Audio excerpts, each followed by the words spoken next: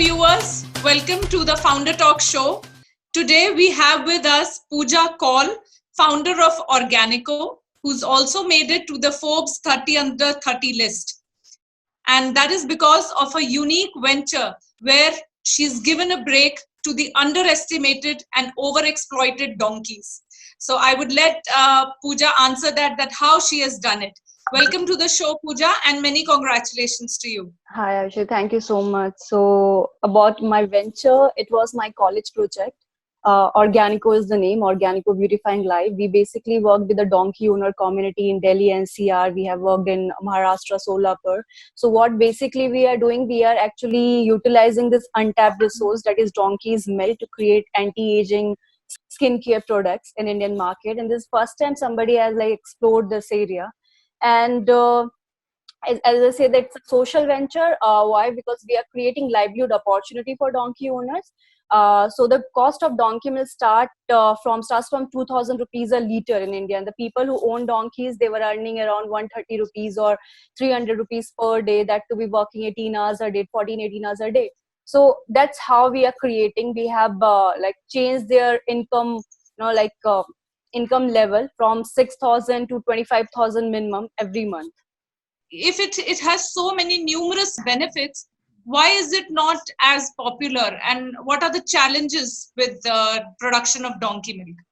When I was doing my research, this question actually struck me: why people are not actually exploring this donkey milk or exploring this area? Probably because of the taboo associated with the donkeys. When I started, I was thinking to go into directly selling donkeys milk. But when I did my internship, I realized it is not possible because changing the mindset is not possible. And obviously, as a medicinal, I can give 1 spoon, 2 spoon, but scaling up will be difficult. So to change their mindset only to normalize the concept of donkey milk, we come up with the skincare product, because now when it comes to skincare products, we are ready to experiment. We are ready to use it. If there's a soap, donkey milk soap, people are ready to use it, try this, but consume it is a little difficult. So last 1 year, I have seen the change in mindset. Some people are ready to accept donkey's milk. We get the calls from different part of India, mainly from the South India, who are looking for donkey milk for their children. So challenges are there, obviously, because it is a new concept. At the same time, with time, probably we can work on this. Even the government of India is planning to promote donkey milk as one of the alternative for people who own donkeys, livelihood alternative. Let's see. So Pooja, many congratulations to you for being nominated to the Forbes 30 under 30. Today, there is a huge demand or awareness or acceptability among the urban population for anything natural. What kind of activities you are planning to do to target the urban population? We are doing campaigns, different awareness campaign to aware people about the benefit of donkey's milk, normalize the concept of donkey milk basically. At the same time, we have just started a campaign called Save the Donkey Campaign India. When we started, we thought that there are many donkeys, and latest livestock census has stated that we only have 120,000 donkeys available in India, and probably by next livestock census there will be hundreds if we do not work on donkeys.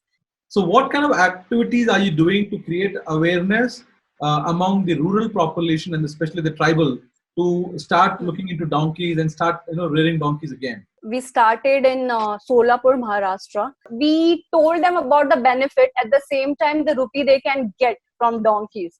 So starting, it was difficult. Obviously, I pitched my ideas and they were ready to associate with us. And we did our training, basic training, because they never milk donkey. One of the challenge was, when we started taking milk, they were getting 2,000 rupees a day. And they actually started forcing us to take milk every day, obviously to earn more money. So in starting, creating awareness, not only within community, but across the nation was actually our motive. Even in community, we went with the brochures, we went with our people went there. We started mobilizing people, community, and telling them exactly what we do, how we do it, what is the benefit associated with them from social perspective. How's this lockdown impacted your business? We are not totally based on e-commerce platform and our own website, that is e-commerce. So currently all the services are shut down. We are not working, but at the same time, we have been continuous touch with the donkey owners to see whether what they are doing, how they are doing, and also with the donkey. What kind of support are you getting from the government? Be it central government, be it state government, and if not, what kind of support do you need from the government? We are associated with different 2-3 incubation center. One is Vanasthali Vidyapeeth in Atal Incubation Center in Jaipur. So they are supporting us with different networks which we need, like connecting us with the stakeholders, connecting us with the mentors, and also when it comes to the funding opportunity, it is a bootstrapped organization. It is self-funded. We are not getting funding. Although we got few grant from government, recent grant by Ministry of Agriculture, we are working on that. Let's see.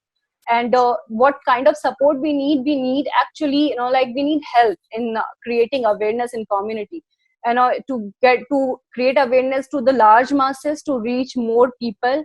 As an organization, although we are working, but I feel that if the government will support us, it will be more easier or feasible for us to reach more community or more rural part of the countries, remote areas across nations.